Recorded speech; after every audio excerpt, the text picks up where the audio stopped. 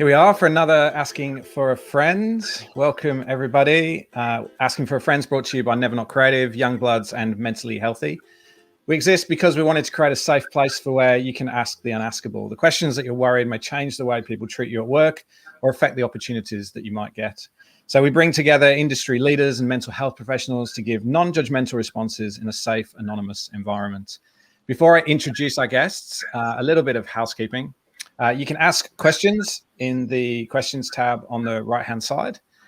You can also feel free to add any comments in the chat, any links to things that you think might be useful for the rest of the people watching. You'll see actually that there is a link in there right now, which is a link to Need Help Now on mentallyhealthy.org. So you'll be able to, if you do need more urgent professional help right now, then there's lots of helplines and stuff. So I encourage you to please take advantage of that.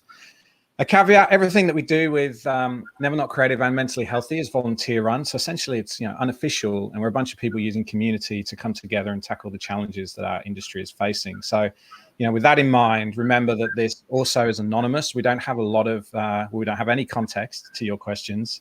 So this advice that you get today is the first step for you in being able to get a good idea of what's, how other people might think about this. But then obviously we encourage you to get other help and support. And ideally, where you can, face-to-face is always good as well. With the housekeeping out of the way, I'm delighted to welcome Dr. Sally Fitzpatrick.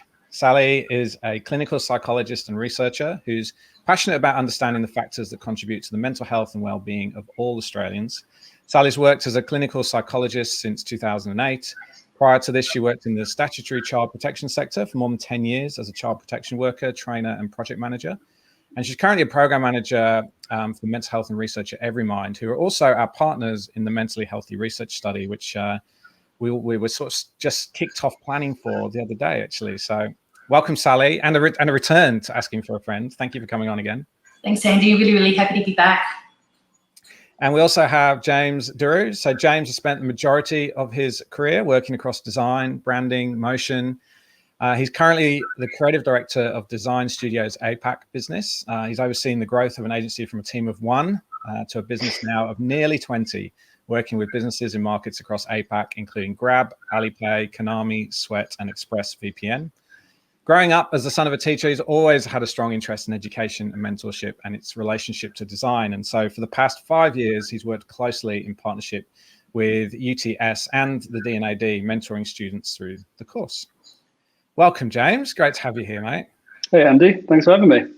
Great. Right. Well, the way this works is we're going to get through, we've got 1, 2, 3, 4, 5, 6, 7 questions that have come in beforehand. So for anyone watching, there is a place on the site where you can ask your questions and get them sent in beforehand to make sure you get to them. But also during the session, I encourage you to please add your questions to the questions tab. They remain anonymous, and we'll get to those in the sort of second half of the session. So let's get on with it. Some really good questions have come in beforehand. One that made me feel very old, which we'll get to at the end. So let's go to you, James, first. I've noticed one of my teammates getting really poorly treated by an account director and a client in meetings recently. They talk over them, and it feels like the account director that's supposed to be on our team just does anything to be liked by the client. They have a great reputation with the bosses, so I'm worried about speaking up, but I'm really worried about my colleague. What can I do? Yeah. I feel like this is one of the eternal challenges of some creative businesses and industries sometimes. I think, first of all, I just want to call out and say, good on you and congratulations for having that kind of sensitivity and empathy to, read the room and also just understand the necessity to care for and look after that person in particular and their well-being, within the workplace. I think it's really easy for us, especially at the moment, to kind of sit in our own tracks and maybe not understand the context around the way in which people are interacting. And I think that maybe leads us to what could be going on there and what could be going on which we just don't know about. I think it's never been more acute that we don't really understand kind of the context of conversations outside of the moments where we're in them.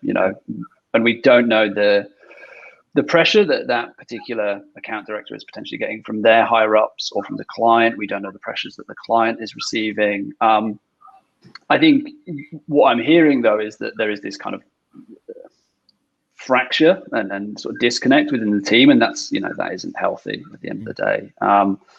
I think my advice to you would be, as someone who is taken an active step in identifying this problem, is, grab a coffee with the account director and say, I think also just, being very honest that they might not know what they're doing, not professionally, but they might not know that they are kind of creating this challenge and this problem, and that their behavior is impacting upon this other person. We're not all super perceptive all the time.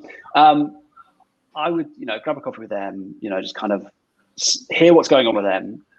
Are there any challenges that they're going through? And then just gently start to raise this with them. Because I'm sure that, again, I'm assuming, which we know what that does, but I'm sure they're not intentionally kind of overriding and degrading this person in a public forum.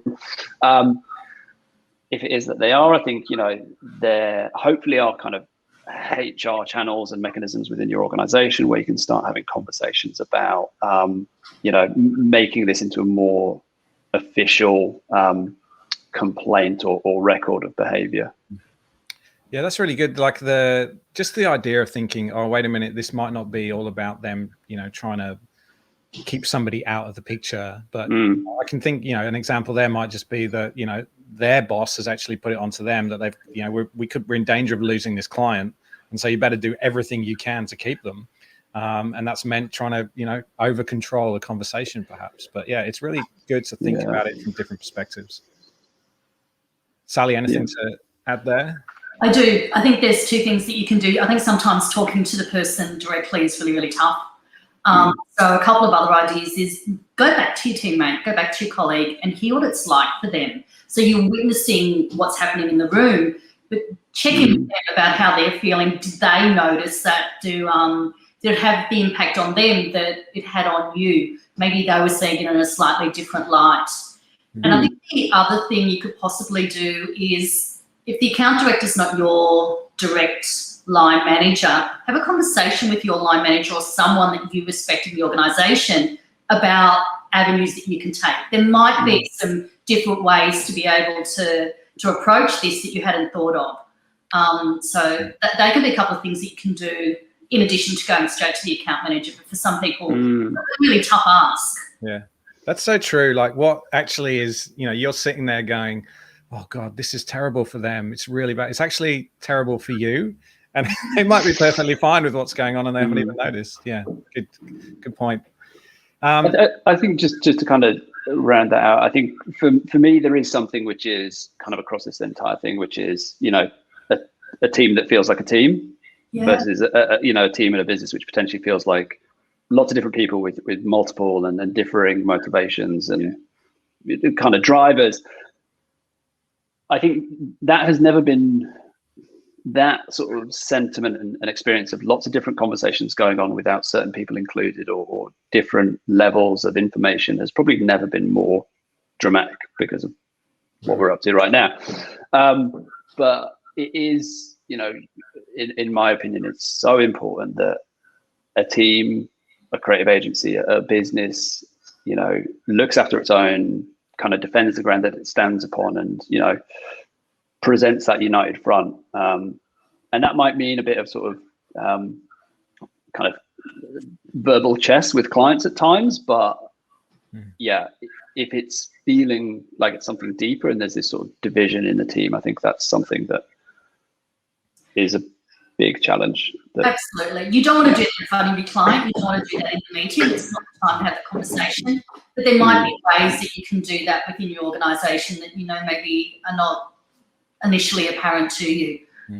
Talking it out, especially if it's impacting you, is also really important. Yeah, that is. I mean, I think, we run businesses and there's so many other pressures that sometimes you forget that actually you might be completely forgetting about what that's doing to the people around you.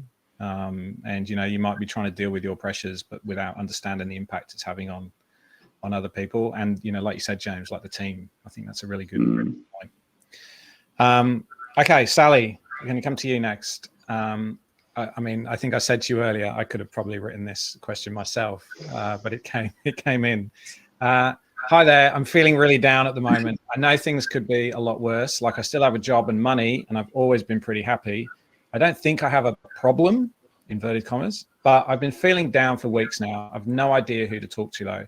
Is there anywhere I can go or someone to talk to? It's so hard with lockdown. If I tell someone at work, I'm worried that they'll think that they can't rely on me. I think it's a question all of us just about could write at the moment. And even though I'm a clinical psychologist and I know about this stuff, it's certainly how I've been feeling. It's a really common experience, I think, for a lot of us. You know, when the pandemic hit Australia last year, I don't think that 18 months later any of us would still think we'll be dealing with this fallout. And for those of us, particularly on the East Coast, where we're living and working, where lockdown is happening and COVID cases are really, really high, the impact's significant. The psychological, physical, emotional effects are really real. And pandemic fatigue or COVID fatigue is a really real thing. But it can also, I suppose, be felt for those that even aren't on the East Coast. If you're living in states that have borders shut, if you don't get to see your family, if you have to cancel weddings or things like that, it can be a really hard thing. So what do you do? I think there's a couple of primary things that I can make a suggestion for. First is you really need to be able to we'll all need to be able to build our mental endurance. That is, we want to minimise our exposure to the stressor. And at the moment, the biggest stressor is not only the lockdown, but the information that's coming at us so fast. It's really important to be able to take bits of news that we need, but not to be online all the time watching those updates, particularly on a daily basis. I heard James talk about mindfulness before we actually started, and I think it's a really, really nice technique that you can use. Just finding some nice things that you can do every day that keep you in the moment is really, really important, because what we do is when we start to feel down and worried, it's future orientated. If you can use your 5 senses, and we all know our 5 senses, what you can see, hear, touch, taste, and smell, and literally orientate yourself to where you are, think about what can I see, and literally go around and name it all. What can I hear? What can I touch, taste, and smell? What you're doing is staying in the moment. And that's a skill you can build. It's not something we all feel natural about, but it's easy to be able to practice it like that. Takes the pressure off. And the big 5, these are ones that, you know, we hear on the news all the time, but we hear it because they work. We know that diet's important. We know that movement's important. Get out away from your desk, even if it's to walk up the street and back. Sleep is crucial. We need to get away from our tech devices and actually make sure we're getting enough sleep. And we need pleasure and rest. We need to do at least something nice every single day. They're really simple things, but they work. There's a whole lot of other resources on Ahead for Business, which is Everymind's online portal for small businesses. And Andy will put that into, I know he'll put the link into the chat there.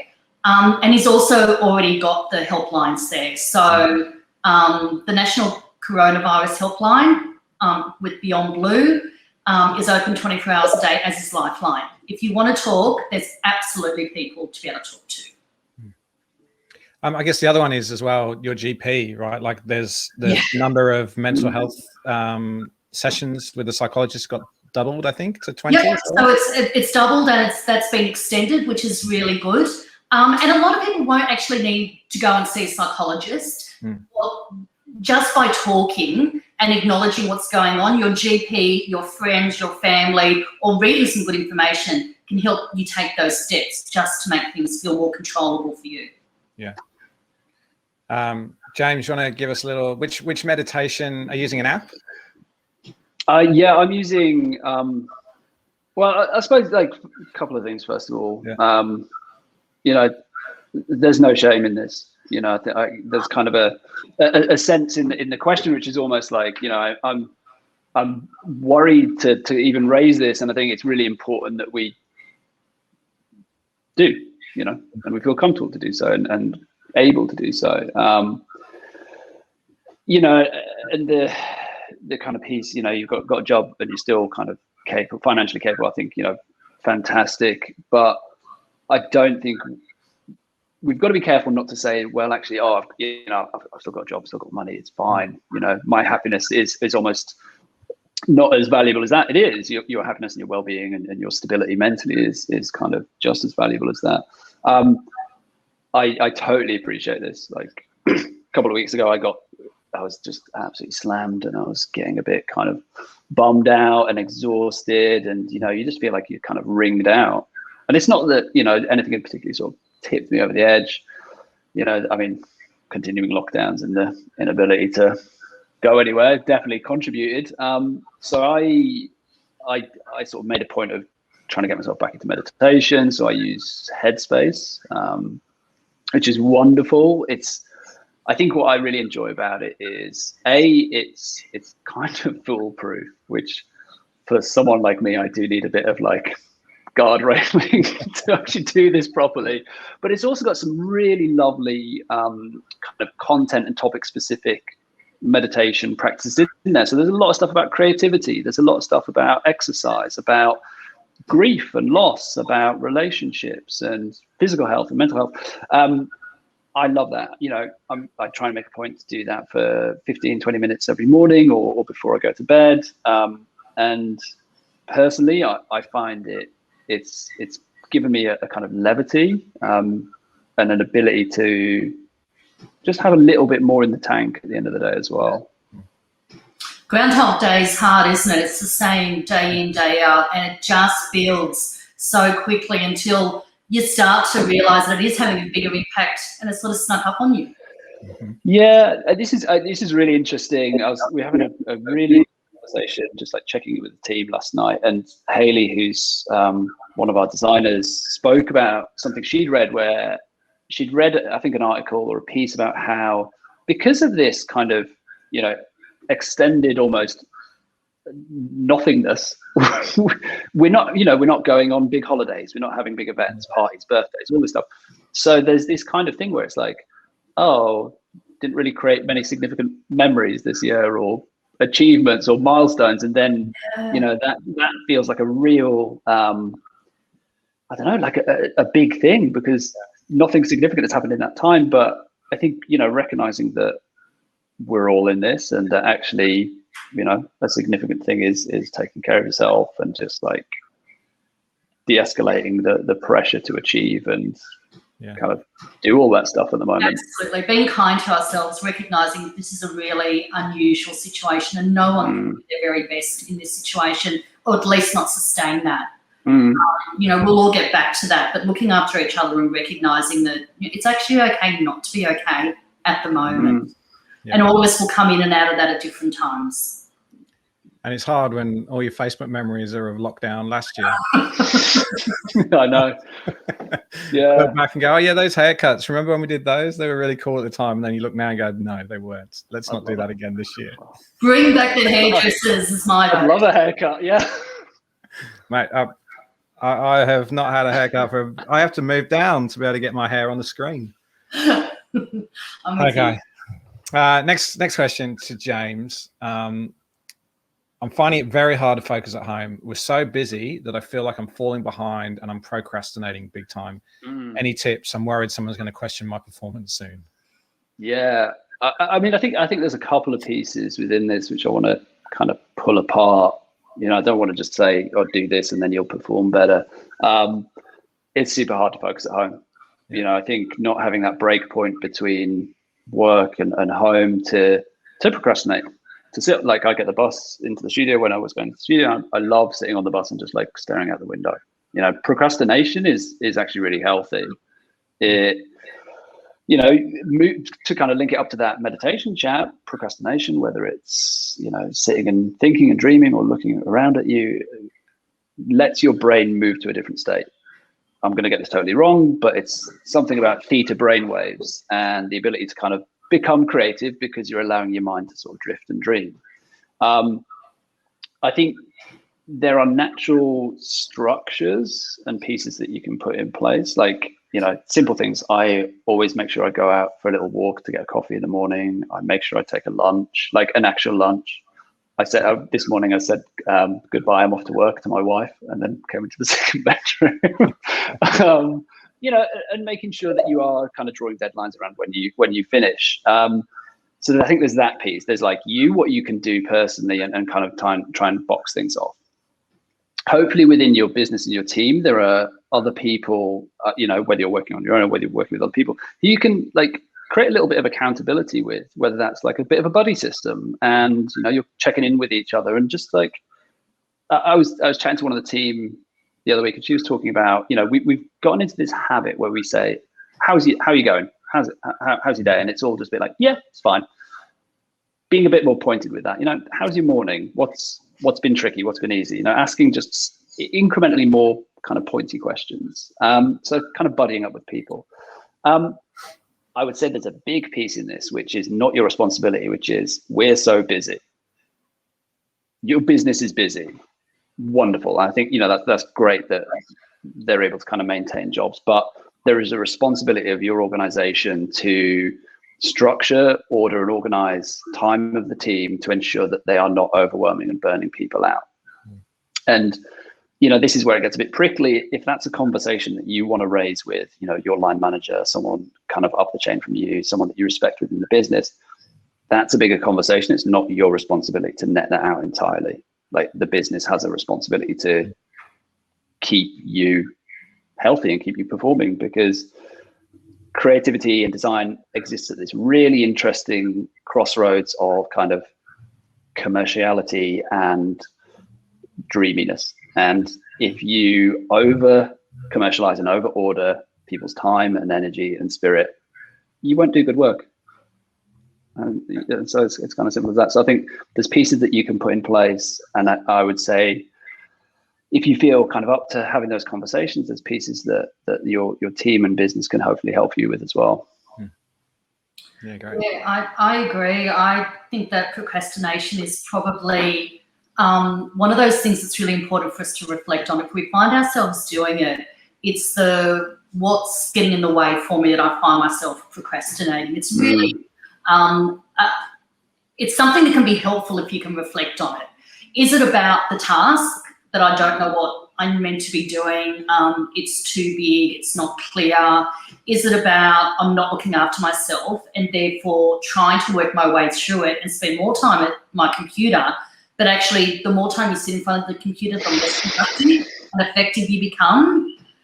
So am I overstretching myself in a way to try and keep up, but it's actually working in the opposite direction? Is it about not having that separation? It's really interesting, you said goodbye to your wife. James walked into the second. We're renovating at my house at the moment, and I'm literally at my kitchen table. I walk out my front door, up the path, round the letterbox, and come back in to sit at my kitchen table and start work, because I need that separation. I have my breakfast. Yeah. All our family stuff happens here, and then I sit down and do my day's work here. 10 hours later, it's not a good way to do it. So you need to find those separation points. Because they keep you feeling fresh. Going back and looking at the stuff that I said before, those big four are really important. If you're not looking after yourself, the energy for work is just not there. Absolutely. Just a reminder, we're about halfway through these questions, so please do add questions. I've noticed one come in, which is fantastic. Also, I did do a poll earlier, just as a little temperature check of how everyone was feeling at the moment. So feel free to go and fill that out. It's not scientific at all. It was just trying to get an understanding of how everyone's doing. So, Sally, I'm going to come to this to you with this one first. Even though it is a little bit more about sort of client agency relationship, but I think you might have a really good perspective around boundaries. So, a client of mine has started calling me really late. Like, they called me at 11 p.m. the other night. How do I have the conversation with them to tell them that this isn't okay? I hate conflict, and I definitely can't afford to lose my clients. Wow, it's a hard situation, isn't it? Working from home has certainly made us even more available than what we were before. We can't go anywhere else.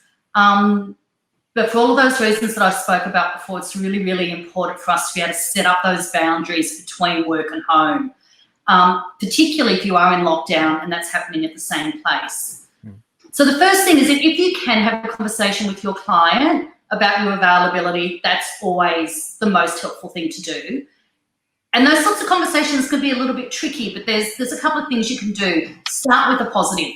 Don't go straight into, this is not working for me. You know, you might say something like, I really enjoy working with you. I think, you know, the last piece of work we did was great. Look at the outcome. And then move into outlining your boundary. Talk about, you know, it is a challenging time, even though we're doing great work, and trying to combine home and work is really tough.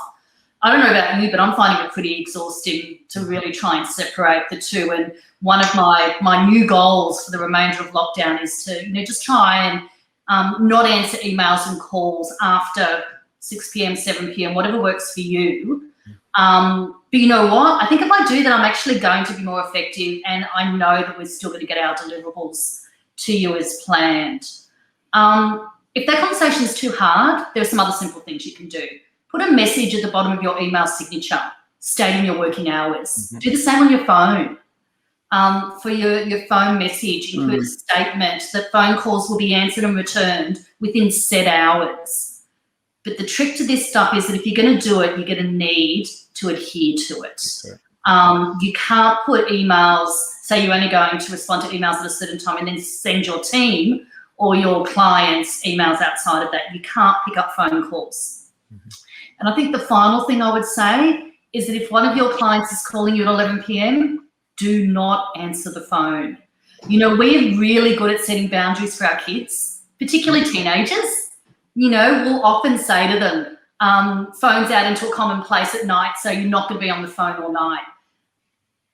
We can do that as adults. You know, if we don't set those boundaries, we're not modelling it for our kids. If we don't set them, we're not modelling them for our team members and for the staff that we supervise. And we're actually not being really helpful to ourselves. Yeah, it's very true. Like, a lot of that stuff is you're enabling that behavior, and the minute you stop and you only reply at certain times and you only pick up calls at certain times, they start to understand. I've got a friend who has, I think he's got on the bottom of his email, like, I answer emails at 4 p.m. every day, and I'll go check them then, and that's it. Which is, you know, it's great. And you also know you're not going to get a response back. Yeah. So, you know, you're not waiting there. It's not causing you any anxiety. It's actually just helpful to set those boundaries. I think we give inadvertent messages when we don't maintain our boundaries, and what we're actually saying to people is, I'm here for you whenever. Whatever you say, I'm here to do to respond. And if that's the way you want to set up that relationship, then probably at some stage it's going to go sour. Something's not going to work, and it's going to be really hard to be able to respond to that. Yeah. Couldn't have put it any better. All right. Well, we'll move over to you, James, for the next question. Hey there. How would you navigate asking your manager for increased flexibility in your hours? Increased working from home, split weeks, like maybe a 2-day, 3-day split between home and office, different start and finish times, etc. How do I approach having that conversation? Yeah, it's a great question. And, you know, I think the world of work has irrevocably changed now, and the expectation to demand that people exist in one space and place is probably, hopefully, waxing and waning.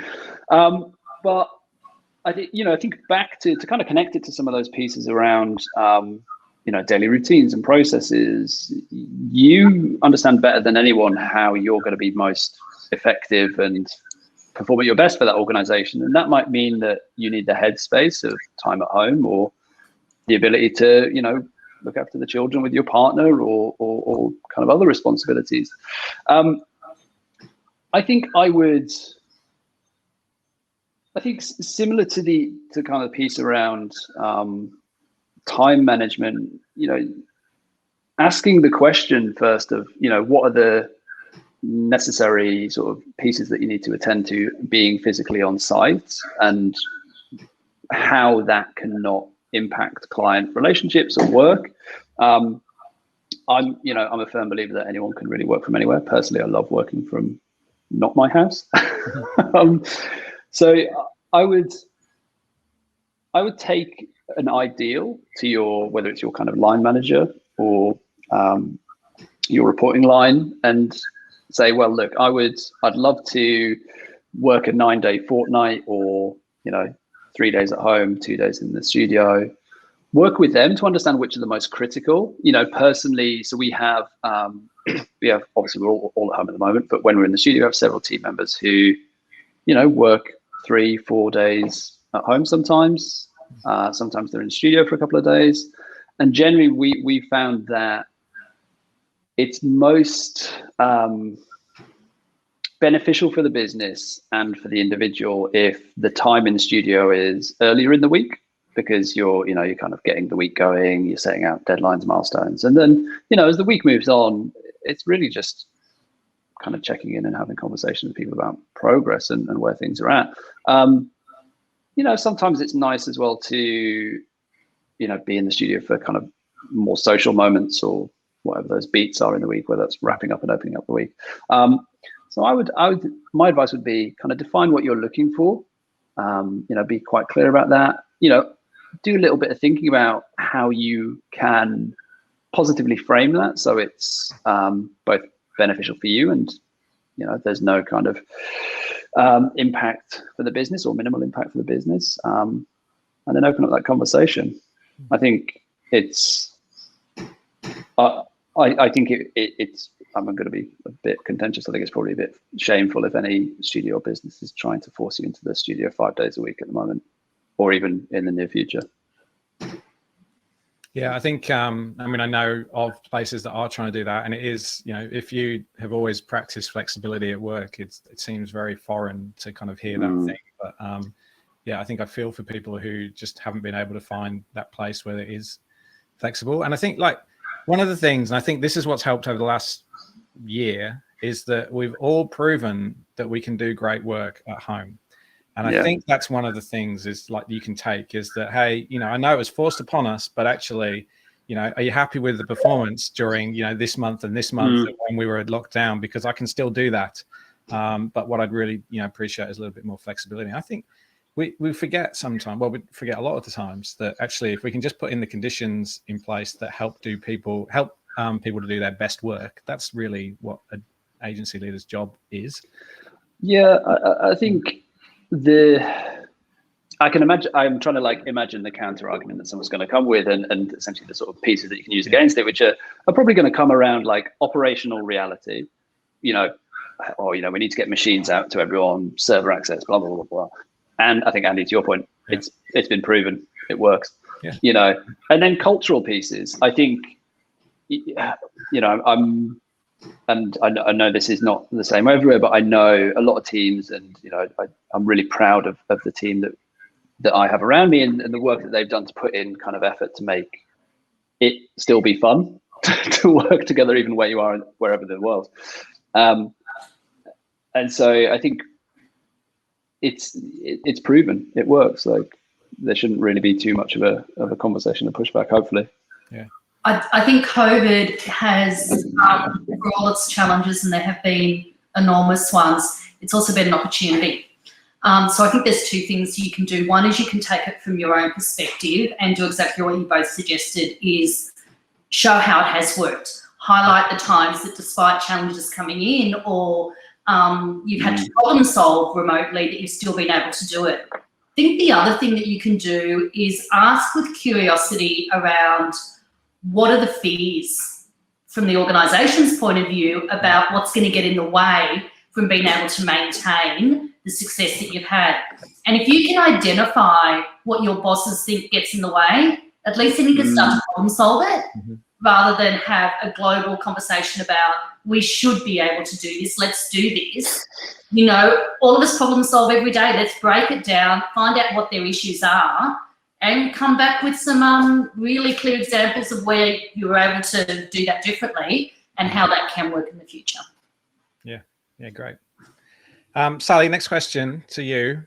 This is right up your alley, and obviously, we spend a lot of our time at Never Not Creative and Mentally Healthy promoting this stuff, but it's still hard. So there's all this talk of better mental health and workplace cultures at the moment, but none of it seems to be happening here. The leadership team is stressed to the max, and there's zero thought being given to well-being.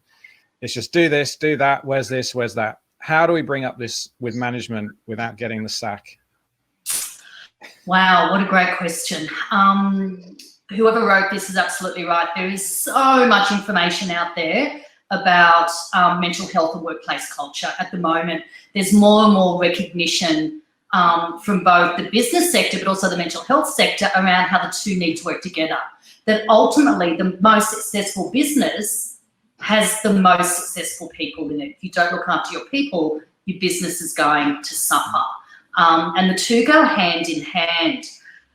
If your experience, though, is that that's not a consideration, then there's got to be ways to find out how to be able to work with that. I find it really interesting that the leadership team's stressed to the max.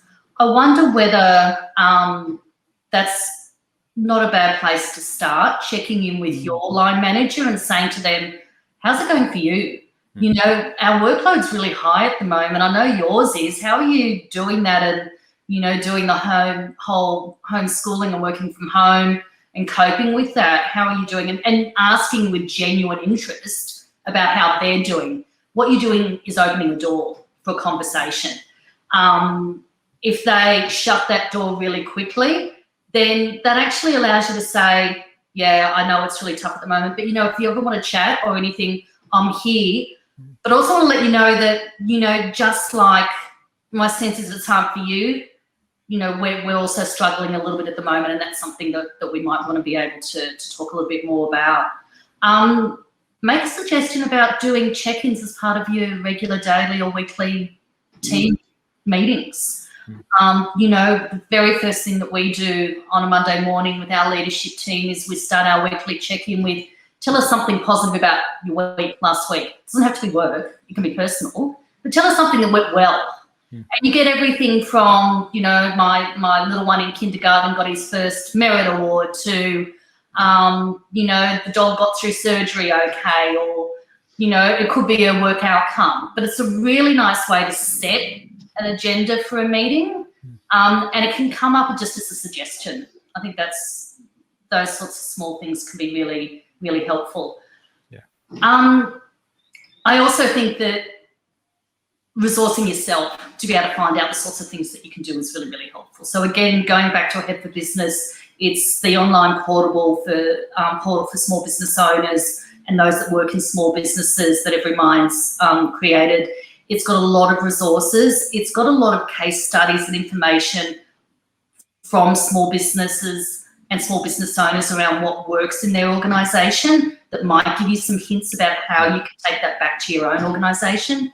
And it's also got some questionnaires and check-ins that you can use for yourself or suggest, you know, be made available to the team, so people can do some own self-care as well as have access to information.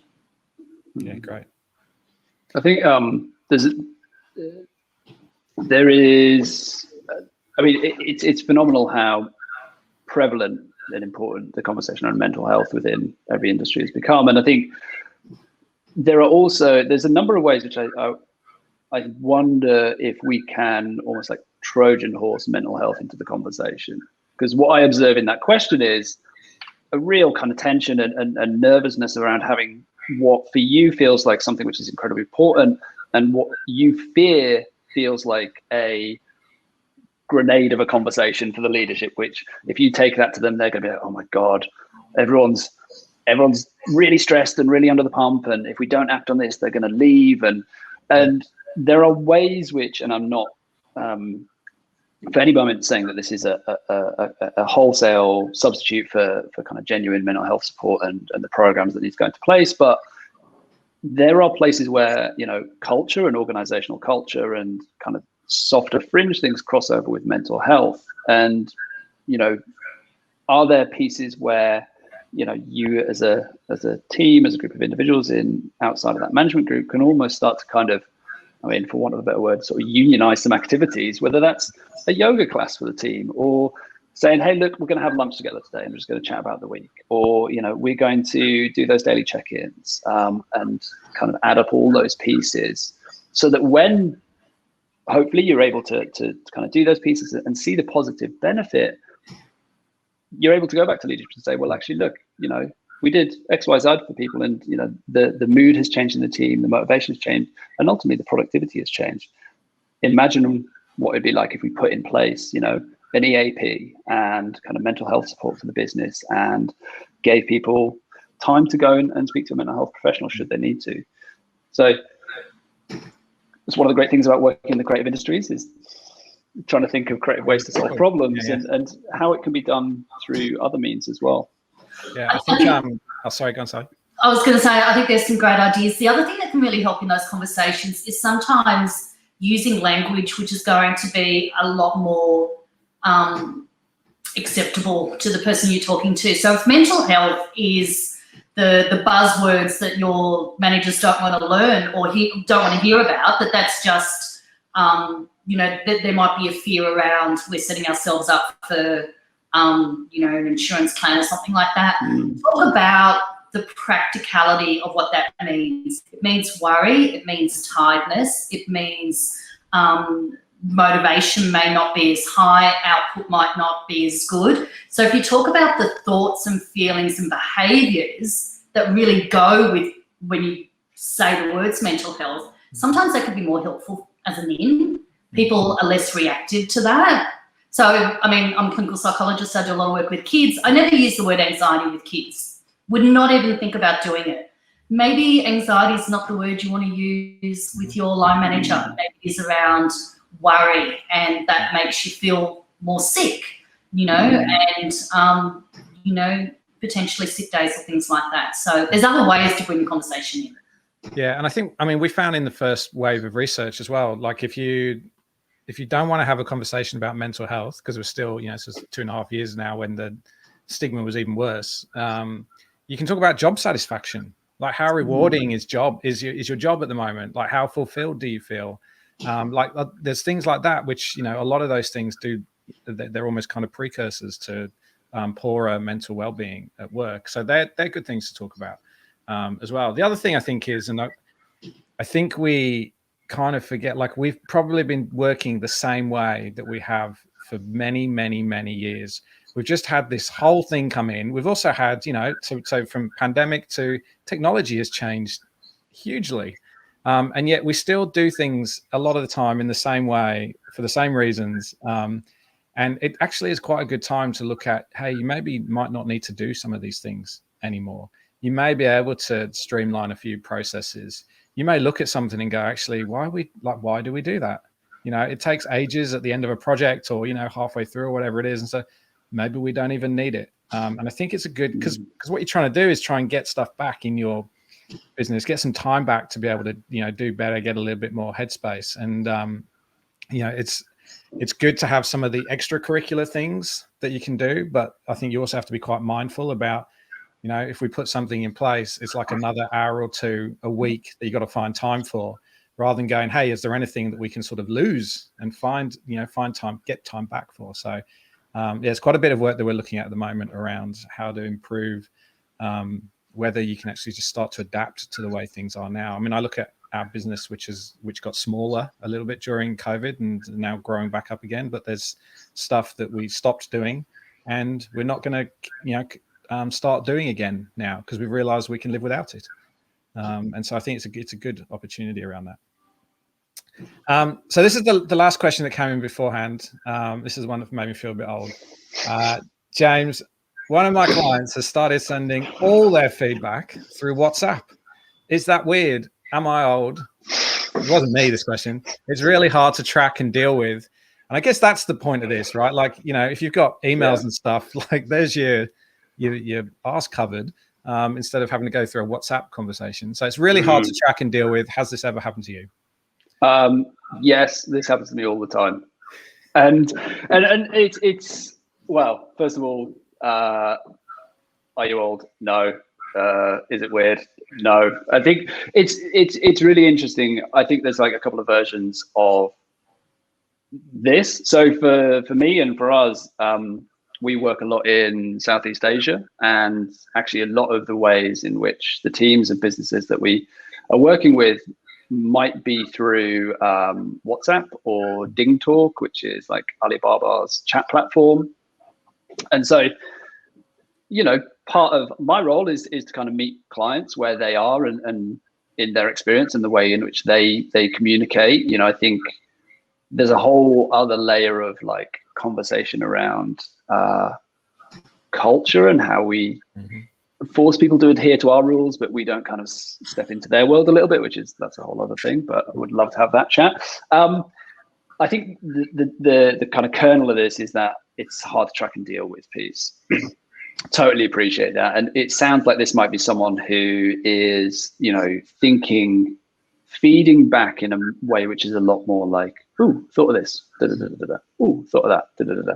And I think, you know, part of your role and responsibility in this is to, you know, maybe kind of grab that, record it, send it back to them in an email if that works for you.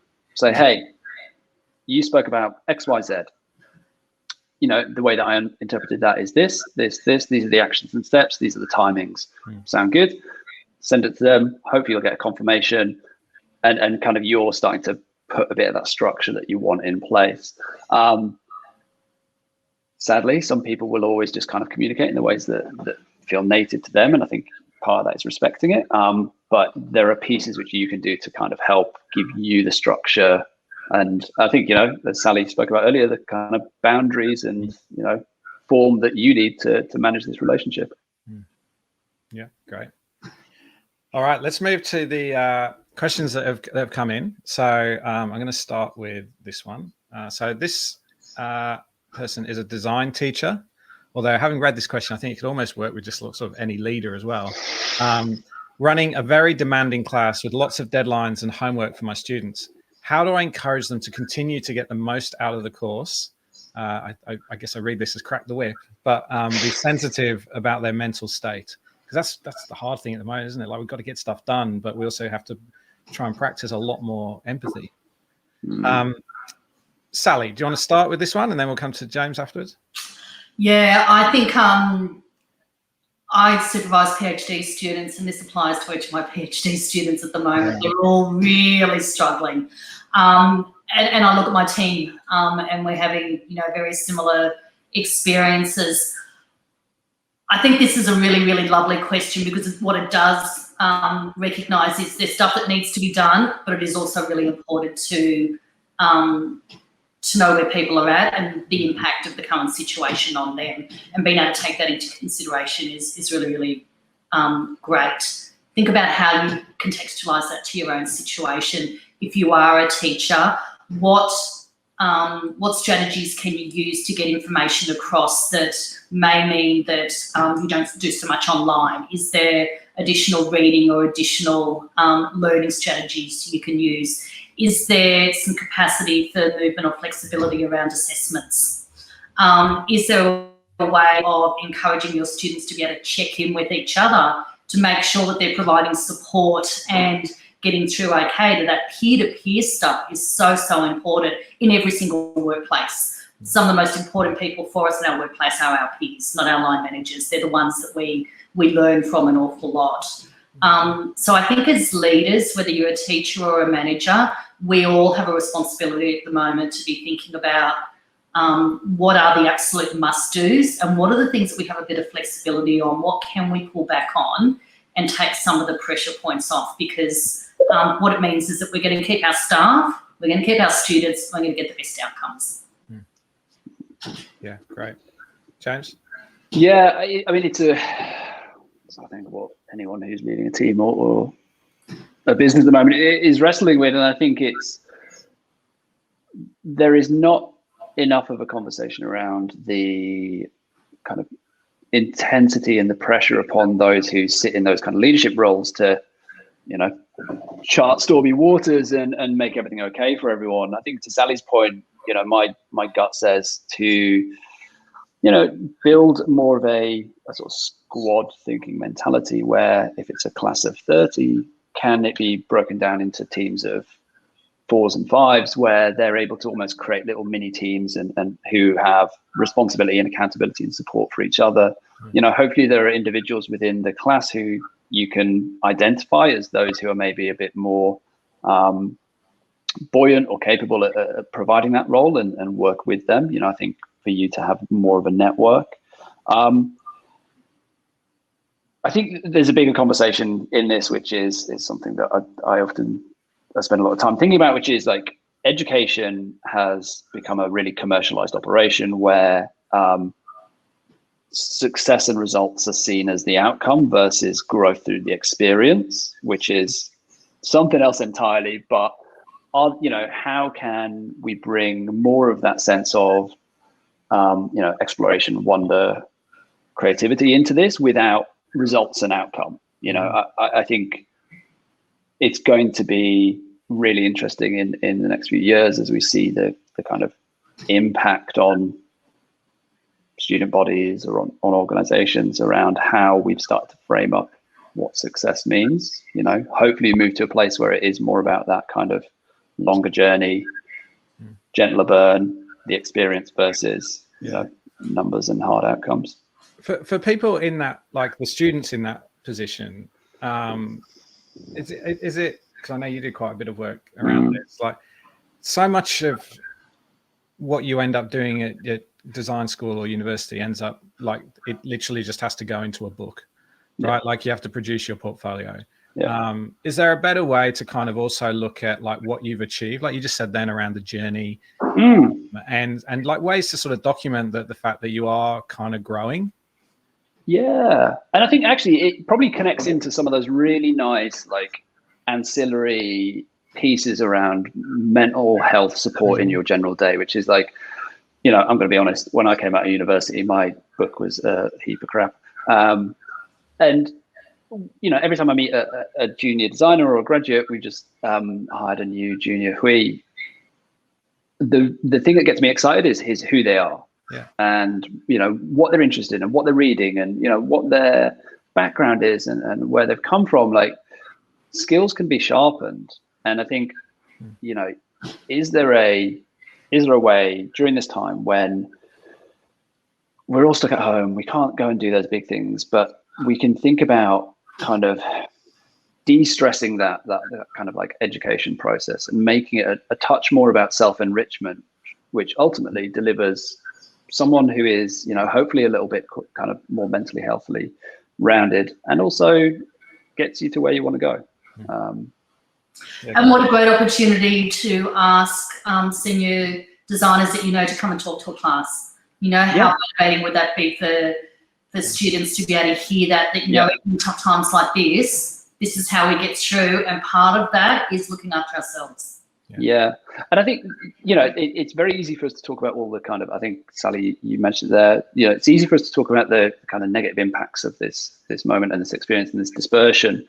But this dispersion is also really, you can see what it's done to accelerate various industries around the world. We now have access and opportunity to reach into the worlds of different businesses, cultures, organizations, teams, individuals, speak to them, bring them into ours.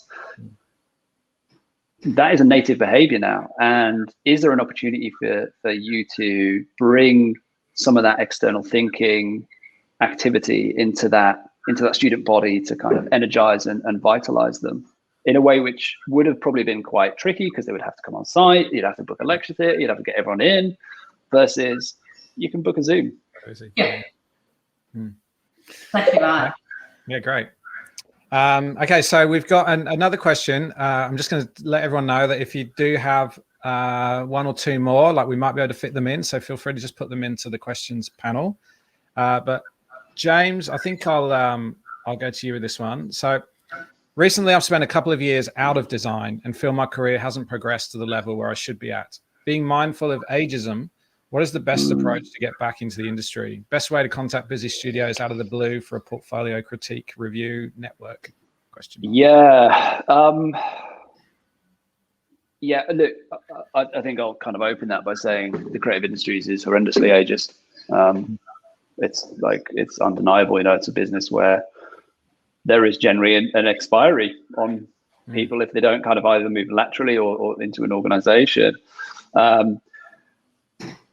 I kind of want to unpick something which is like that self-expectation piece of like I should be somewhere, and I should be at a level. I think that kind of self-critique can be really dangerous at times, because you put that pressure on yourself and be like, I'm not achieving what I want to be. I'm not where I have to be. I'm as guilty as any at that. How to kind of get back in? Reach out. I would reach out to individuals that you kind of respect or interested in to speak to for advice, networking. I'm a huge advocate for just like reaching out to people and saying yes to as much stuff as possible. And I think in that also identifying what type of organization or what kind of role excites you. Because I imagine, where you were mentally around what you wanted to achieve, what kind of work you wanted to do when you maybe stepped out of the industry versus now, it's probably quite different. I know in the past 3, 4, or 5 years, my opinion of the kind of work that excites me has really changed. And starting to, find those people, start some conversations, ask advice. I think being conscious of the kind of the ask of individuals, and that if you are going to someone saying, "Hey, I'd love some advice about my career," it's quite a big ask, and being relatively pointed with those questions. Yeah, I think that's a good idea. Like, if you're going to go and chat to someone, be very clear so that they're using their time the best, and also maybe you'll give them something back to them as well. The other thing around the ageism is think about, we've had this question a few times in past asking for friends, is to go, you bring so much maturity that sometimes is missing from a lot of obviously younger people, that just makes working with you easier. And so it's, again, like James said earlier, being able to hire someone for who they are, and the maturity that you might bring or the life experiences that you've got is something to kind of think of as a positive, rather than if you're already talking about this way, then you're kind of starting from a negative point of view, and it's trying to kind of start from something a little bit more positive if you can. So I'm going to go to this last question. I'm going to come to you, Sally. I left a job that wasn't a good fit and landed in a really great place. However, I still get waves of stressful and painful memories from the old job and feel it's knocking my confidence, and I'm not sure what to do about it.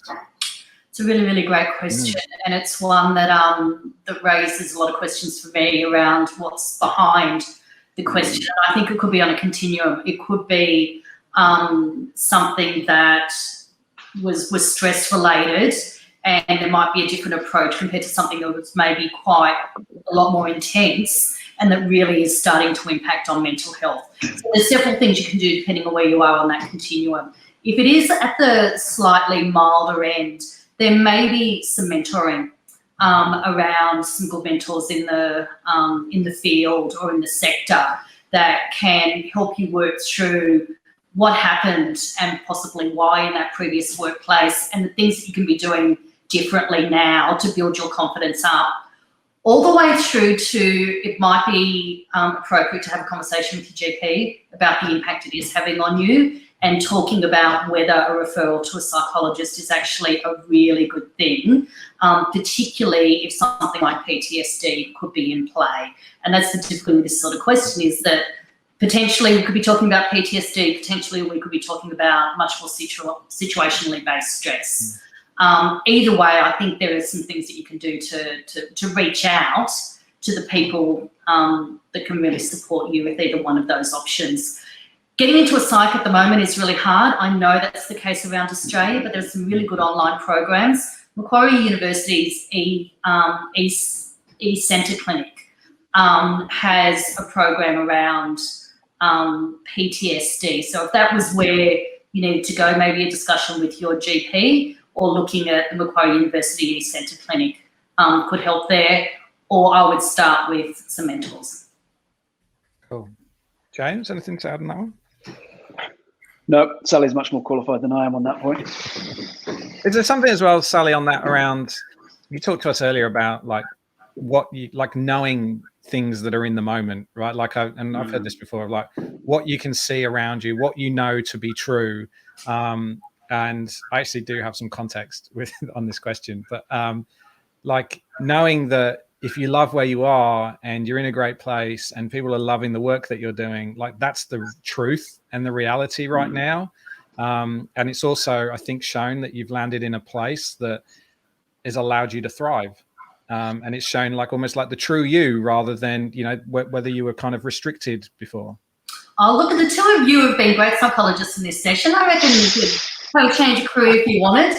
No, I completely agree, Andy. I think being able to reorientate that and getting some feedback from your own line manager about how they're perceiving your work. If they're giving you the positives around what you're doing and the output, then it could be much more around how you're perceiving it rather than how other people perceive it. So hearing the outward messages coming in, as well as you dealing with, you know, that lack of confidence and building it in yourself, you could do both. Yeah, great. All right, well, that's all we have time for today. Thank you both very much for all of your advice, being able to give up your time. I know that it is a busy time. We find it pretty hard. If anyone wants to, this session will be on is recorded and will be up on the site in the next, probably by the end of the week, along with every other Asking for a Friend that we've done. And I think we're up to like 17 or 18 Asking for Friends now. That's why it's easy for me to recite what other people have said in the past. I don't think this is me becoming a psychologist. But yes, thank you everybody for joining. Thanks so much, James and Sally. It's great to have you here. And everybody have a great day. And we'll see you again Thursday, first Thursday of the month next month. Thank you. Awesome. Thank you so much.